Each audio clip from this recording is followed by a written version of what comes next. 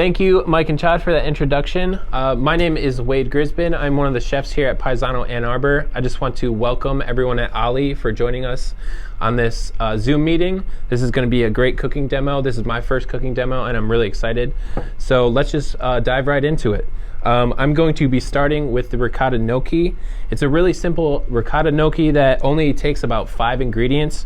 Here we have our all-purpose flour, our grated fresh Parmesan cheese, ricotta cheese, and 3 eggs that I'm going to separate the yolks with. So I'm going to start with the eggs right now. Move this aside.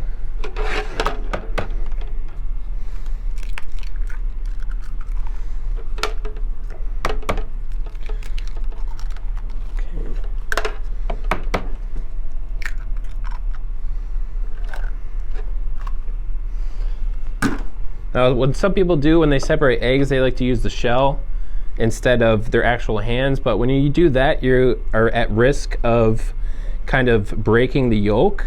So I always like to use my hands when I do this, just so the yolk stays intact.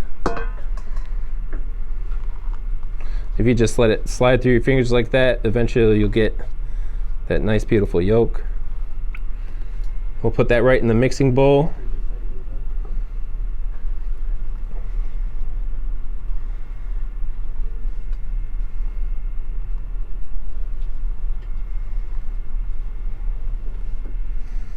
Okay, now we have our 3 yolks. This is a nice, easy recipe. You can kind of just add everything right in the bowl and just mix away. This ricotta cheese, if you're making this at home, you're going to want to take out as much moisture as possible to kind of combat and make a nice pillowy gnocchi. You don't want any extra moisture in there. A way to do that is just kind of spread it out on top of a paper towel and then press it down with some more paper towel and then just kind of peel that off. You're kind of left with this kind of dehydrated ricotta gnocchi, or ricotta cheese, I should say. And we're going to add the Parmesan and the all-purpose flour. That way.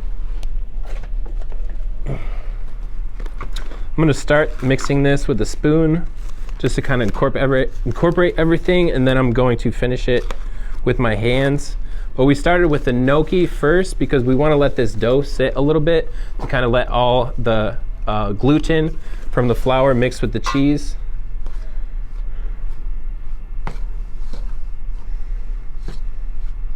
You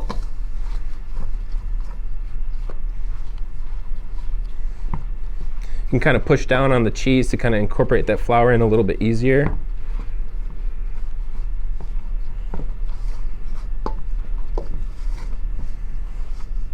And then once that's kind of mixed together, you can add a little bit of the salt and pepper. And you don't want to add too much because you're going to be cooking this gnocchi in salted water a little bit later. Now that it's kind of coming together a little bit,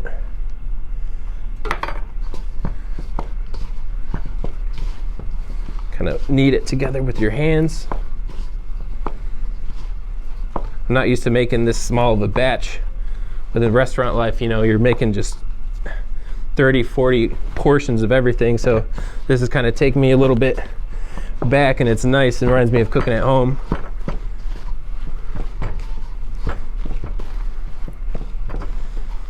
Now you're gonna be left with kind of a sticky dough. That's perfectly fine. When we come to roll this back a little bit later, we're gonna be rolling it on a floured surface. And you want it to kind of be sticky and kind of shaggy a little bit. I'm going to set that underneath the camera, see if you can. All right. So now that that's done, we're going to kind of let that sit while we prepare the oxtail.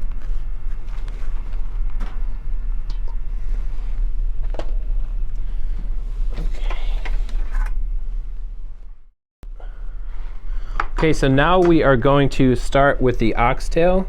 I'm gonna kick this burner on high, hit it with a little bit of canola oil. You wanna use a vegetable oil instead of an olive oil. A lot of people cook with extra virgin olive oil on high heat, and what that actually does is just ruins the oil. That's kind of an oil that's meant for finishing and for dressings. So because it has such a low smoke point, it'll burn incredibly fast. Something like a canola or a soy or a peanut or a vegetable oil has a higher smoke point, and you can get a really nice sear on any meat or vegetables that you're about to use. So here we have some gorgeous oxtails from Sparrow Market, which is a local market here. I'm sure most of you listening in are familiar with it. This actually came in as a whole tail, which was fun to break down because I've never broken down a whole oxtail before. If you're following us with the recipe, you've probably bought them in segments like this.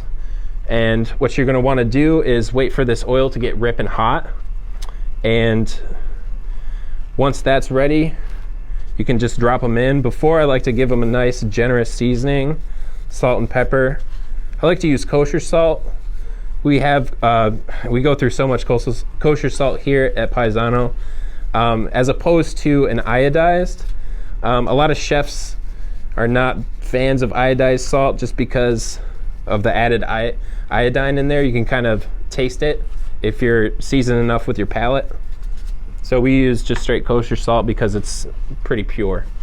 So we're gonna wait till this gets ripping hot. I'm gonna go over all the ingredients I have here if you're following with us. Here is our mixture of carrot, celery, onion, which is like the holy trinity in cooking. This is in almost every sauce that you can think of, any base. You're gonna find those three ingredients. Here they're all minced together. We have some fresh garlic, some fresh thyme, onion powder mixed with celery salt. We have some brown sugar and some turmeric. The turmeric is kind of gonna give it a little bit of coloring, which I like on this dish. You can kind of see it on the plate. I'm a big fan of that. And then we have minced shallots. So we're almost about there. Then we have beef stock here too. We make a lot of stocks here at Paisano. This beef stock was actually made from the scraps of our short rib that we're featuring right now, which is an espresso short rib on our winter menu. But if you don't make this at home, you can easily buy this at any grocer. Beef broth, beef stock, any of that kind of stuff will do.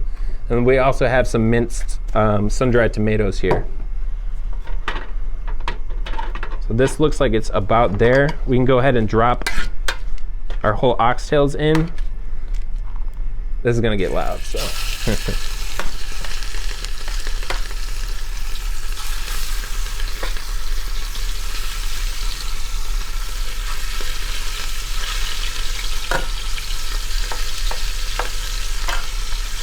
You want to give as much space as possible for the meat. If you overcrowd it, you're not going to get the kind of sear you're looking for. I learned that from cooking scallops. You want to lay it on the flat side if you can. You can always sear the fat cap too. I left a little bit of fat on these oxtails because when the braise just takes hours and hours in the oven, that's all going to kind of break down and add flavor to the finished product. So there's a little bit of fat left. The butcher that wherever you get this from might kind of break it down a little bit than you might like, but that's no problem. I mean, there's so much flavor in oxtail. That's why I like using oxtail, is because it's unlike any other beef protein that you use, and it's just so delicious. So we're gonna let this sear a little bit, flip it, and then remove it. Hopefully we get some nice fond on the bottom that we're gonna deglaze with this wine right here, and I'll talk a little bit about that wine here in a second. Fond is those little bits of meat or whatever you're using that sticks to the bottom of the pan, and you wanna bring all that up because that's just so much flavor at the bottom of the pan. And usually people use a nice wine to do that, white wine, red wine, but I've seen people use beer, or even water could do it if you're in a pinch. So we're gonna let that sear. I'm gonna check it here. You might be asking, why are we searing this if we're just cooking it and braising it later? We're searing it because, again, that's gonna add a lot of flavor. That Maillard reaction, that browning, is gonna add so much flavor to the end. And if you make these two dishes side by side without searing it, I guarantee you'll tell the difference. And contrary to popular belief, searing does not seal in any juices. That kind of got spread around when I was growing up. I heard, oh yeah, you want to sear it hard to kind of lock in that flavor. That's total BS. That's not true. You're really just going for that flavor on this.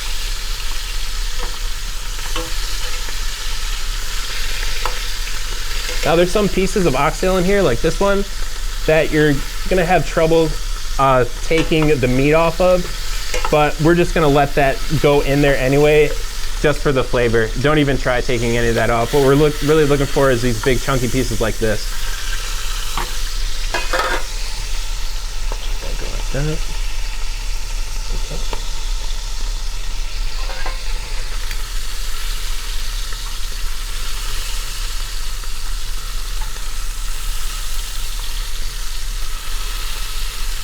Man, it smells great in here. There's no hood vents where we're shooting, so I just get to breathe in all this greatness.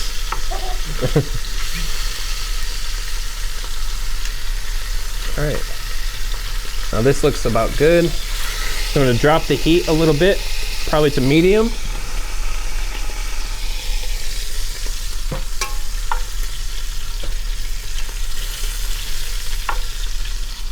You want to take your oxtail out. We're going to add that later once we add the broth and all the veggies.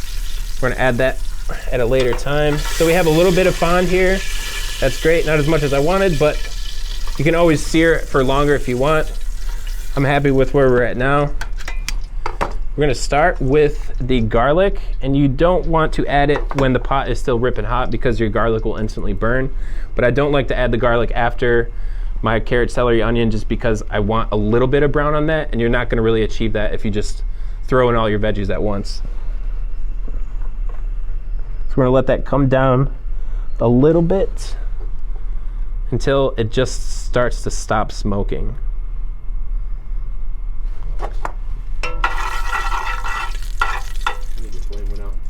I didn't? Oh, that's good.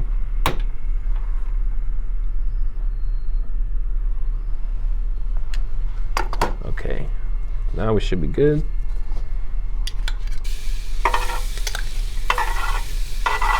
And you want to just do this real quick.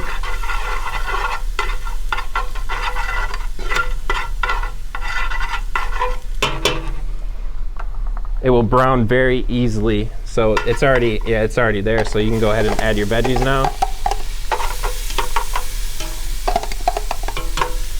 And we're gonna let that sit. Don't mess with it too much, and kind of get like a nice even layer of that.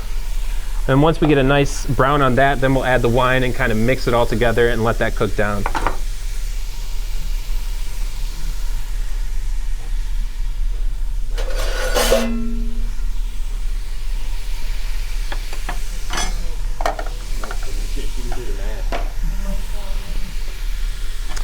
So the recipe calls for about 2 cups of wine. Here we have a Barbera that Mr. Roddy and Chad will be talking about here in a second. This is a lovely wine. I wanted to use something that you're not going to be twisting out, you know, like a box wine or anything. Mrs. Roddy actually told me you don't want to cook with wine that you wouldn't drink, and you know, I wholeheartedly agree with that. That looks about right. We're actually going to let that cook down a little bit more. You can crank it up to high again, just kind of speed up that process.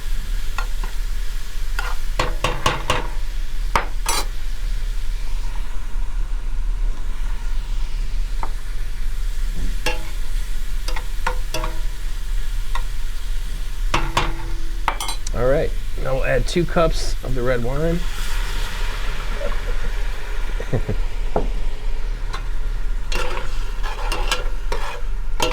I do a lot of measurements every day, so that's roughly about 2 cups, trust me. Actually, might need a little bit more.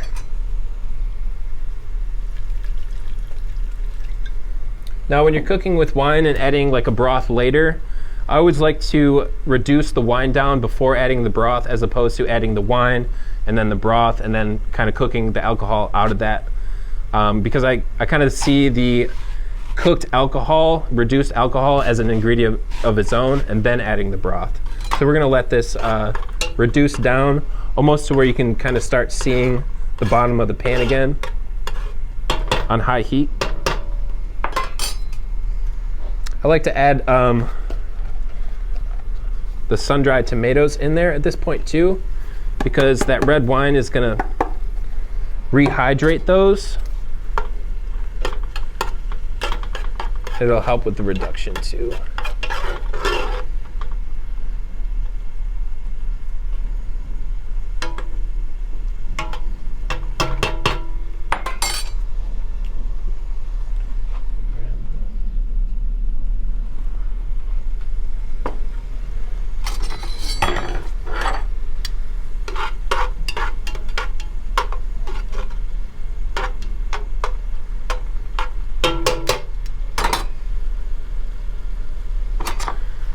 I forgot to mention one ingredient. This is probably my favorite ingredient, even above the oxtail, is these beautiful oyster mushrooms that I pre-roasted and cut down. This was about a pound that once after roasted kind of looked like this after. I got these through Detroit Mushroom Company, who actually provides us with the mushrooms that we're using right now on our current menu. This came in as a huge just head of oyster mushrooms. I got about 20 pounds of them. Shout out to Brian from DMC. He actually bartended my wedding. He works at Corner Brewery too, but he is one of the owners at DMC. You can find their products at Tantra Farm, White Lotus White Lotus Farms Market. And yeah, really great product. I really like to use just the best products that we can, because in the end, it's just gonna make the end product that much better. So once it looks like it's about halfway reduced down now, so what I'm gonna do is add back the oxtail.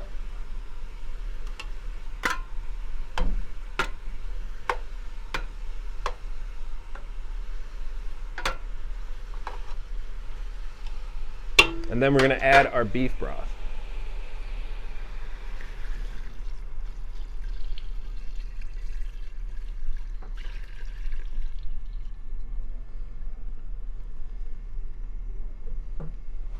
Turn the heat on high, and then we're gonna add most of our other ingredients too. We have the brown sugar, onion powder, celery salt, some fresh thyme, ground turmeric, and some roasted shallots.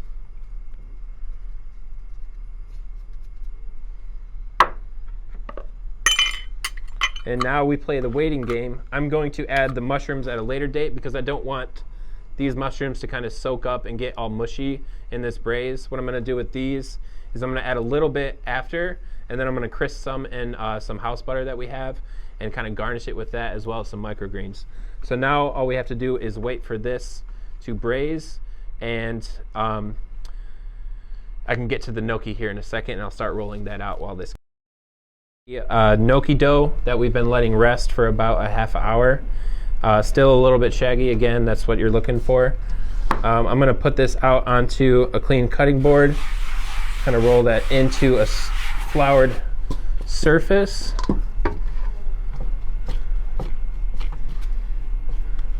And knead that just a little bit more.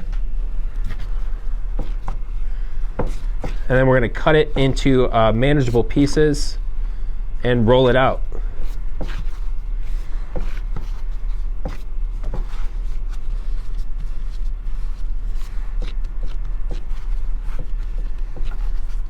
Okay. I like to just kind of cut it into quarters at first, just so I'm looking at even pieces for when I'm rolling.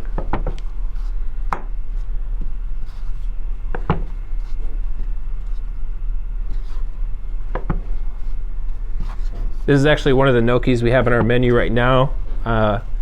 Has 3 different gnocchis in it. Right now, this is actually my favorite one out of those, just because it's so simple and so flavorful. The other 2 are potato gnocchi, which is a little bit harder. This one is nice and simple, so you can do it at home. So we're gonna take it and just roll it out to about the width of your thumb. And once that is looking at about like that, you kind of want to square off the edges and then just kind of cut into little pillows.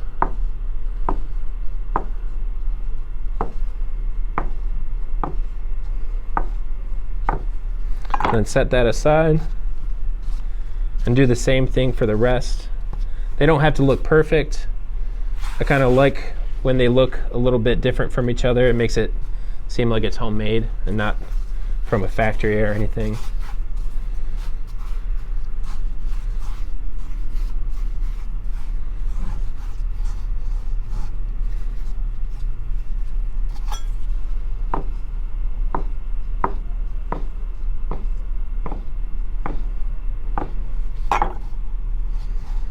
You do have an option of taking these and kind of rolling them on a fork to kind of get some extra texture.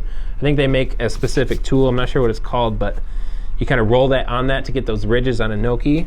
That's an optional thing if you have that at home. If you want to do that, take the extra time. You can definitely impress some guests with that.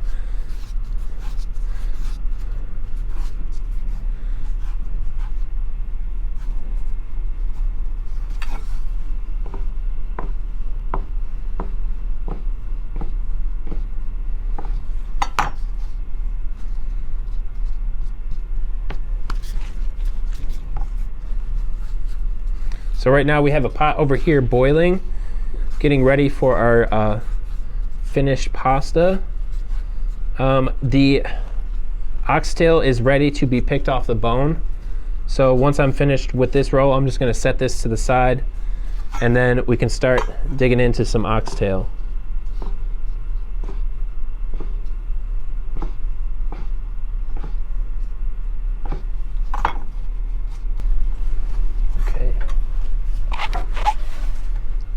Okay, so here is the end product.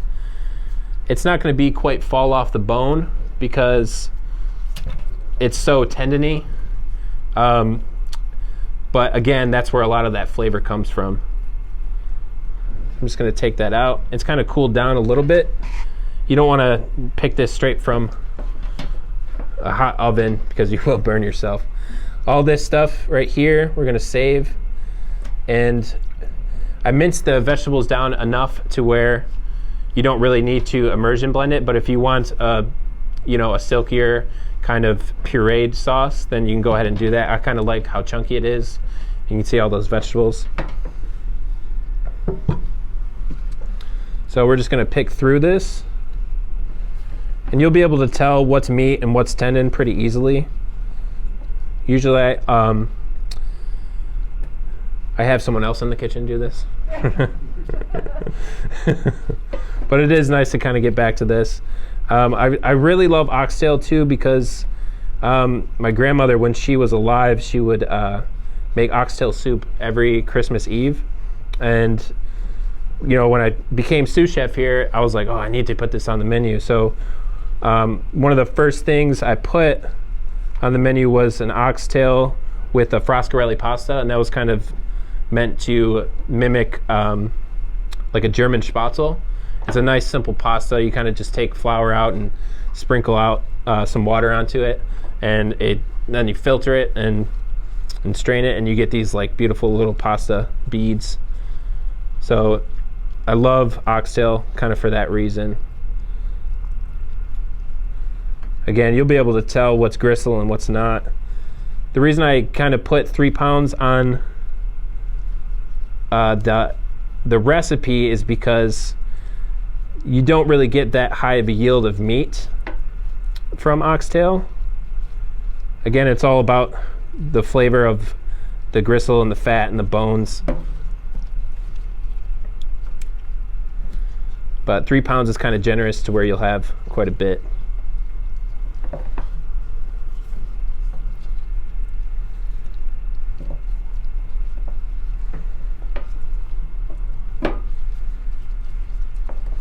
So here is the meat that we have left. I'm going to add that straight back to the pot. You can save these bones again if you want and make another beef broth. Because again, these are still loaded with flavor.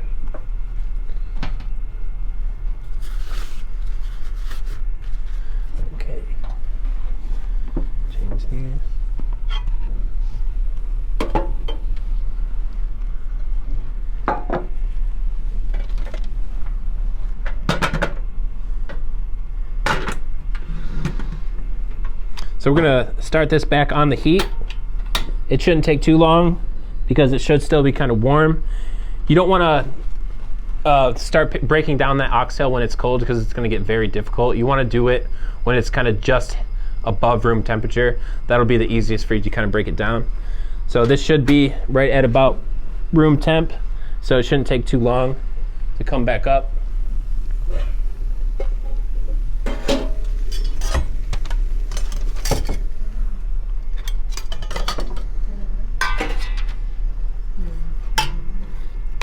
Kind of give that a mix, and that is looking really nice.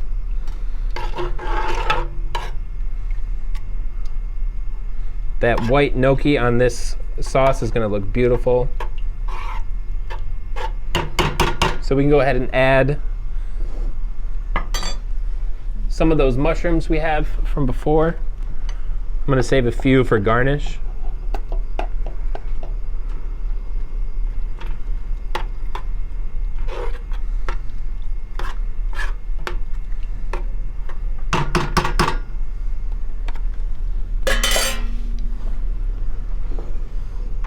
Let that simmer just for a second. I'm going to bring up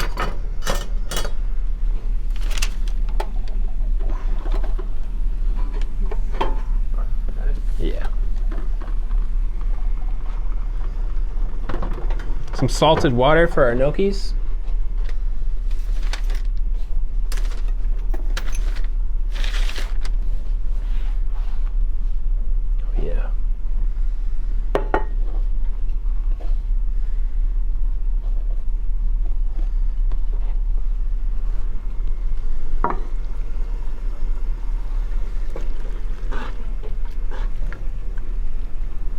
It's looking about right.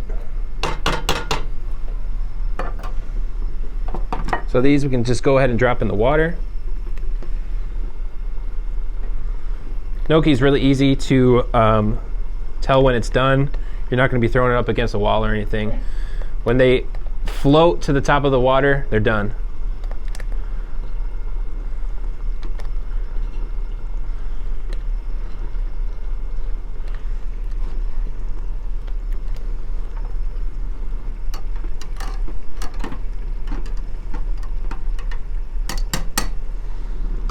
Okay.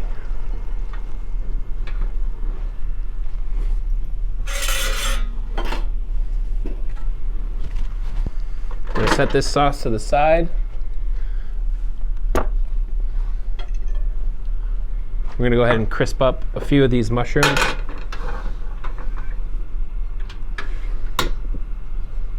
So now we're going to be cooking with butter, and that's a lot different than oil because again it has a low smoke point unless you're using clarified butter because all the fat's removed. But we have our house butter right here. It's got dill, garlic. It's delicious. I eat this stuff every day. I know I shouldn't though. We're gonna start the pan right here.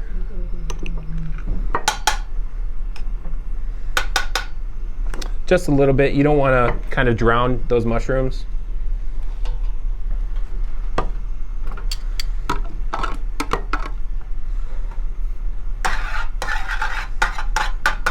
The gnocchi looks like it's about done. I'm gonna let it go just another minute.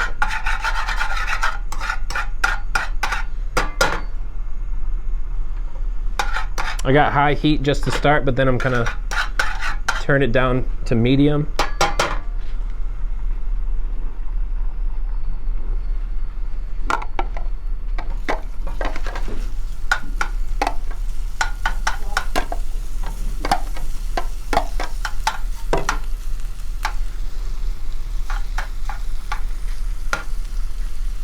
And you don't want to mess with that too much because you want a nice sear on those. You hit it with a little bit of salt and pepper.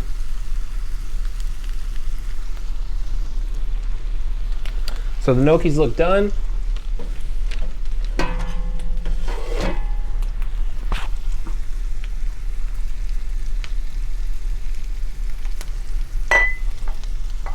Let's set that to the side here.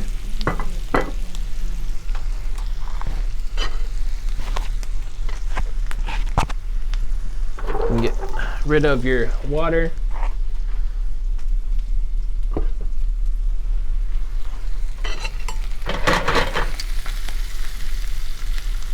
These are looking nice.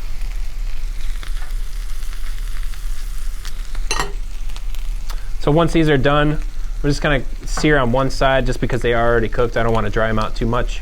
I'm gonna move them to the plate and then add the sauce to this, add the gnocchi to this, kind of mix it all together, and then we can plate and eat.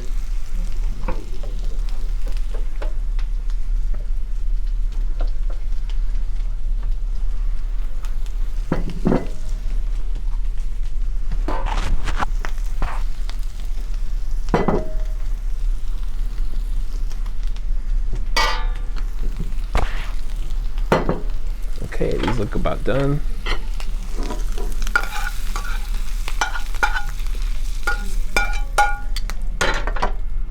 All right, a ladle right here.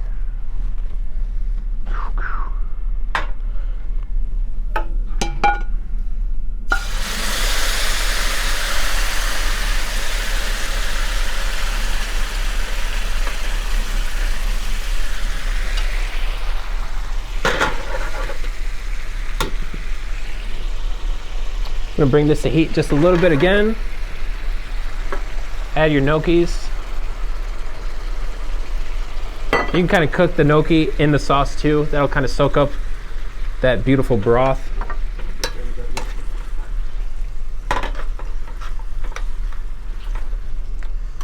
Oh yeah, that looks great.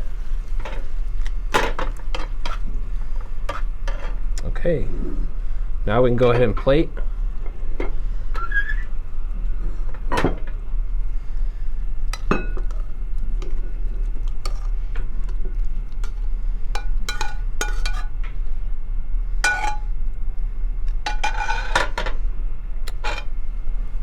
Finish with those sauteed mushrooms.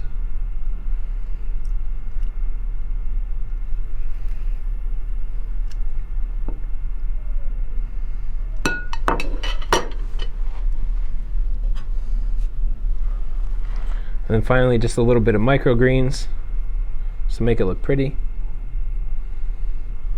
And there you have it.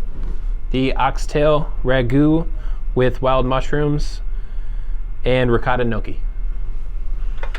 I'm gonna take this over to Mike and Chad, and we are gonna enjoy this while we sit down for our Q&A. So thank you.